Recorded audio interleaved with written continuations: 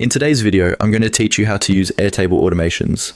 Airtable automations are a great way to save time by letting Airtable handle repetitive tasks for you. Instead of manually updating records, sending notifications, or moving information around, you can create a simple automation that runs when a specific event happens. In this walkthrough, we'll go through the basic setup process so you can understand how to get started confidently. To begin, open an Airtable base. This is the workspace where your tables, records, and views live, and it's also where your automations will be created. Before building anything, it helps to have a clear idea of what tasks you want to automate, because that will make the next choices much easier. Once your base is open, click on Automations.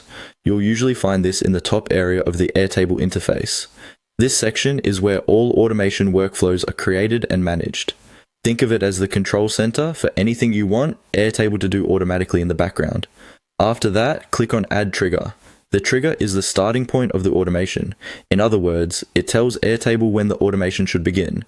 For example, a trigger could be based on a record being created, a record entering a view, or a field being updated.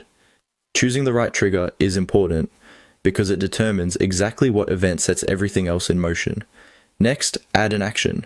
The action is what Airtable will do after the trigger happens. This could include updating a record, sending an email, creating a new record, or performing another follow-up task. If the trigger is the when, the action is the what. Together, these two parts form the foundation of your automation. From there, follow the on-screen prompts. Airtable will guide you through the setup details, such as selecting the table, choosing conditions, and mapping the information the automation should use. Take your time during this part, because small setup choices can affect how the automation behaves. It's a good idea to read each option carefully so the workflow matches what you actually want it to do. As you complete the prompts, make sure the trigger and action connect logically. If needed, review your selections before finishing. A little attention here can prevent mistakes later and help your automation run more smoothly. That's the basic process for using Airtable automations. Open a base, go to Automations, add a trigger, add an action, and follow the on-screen instructions to complete the setup.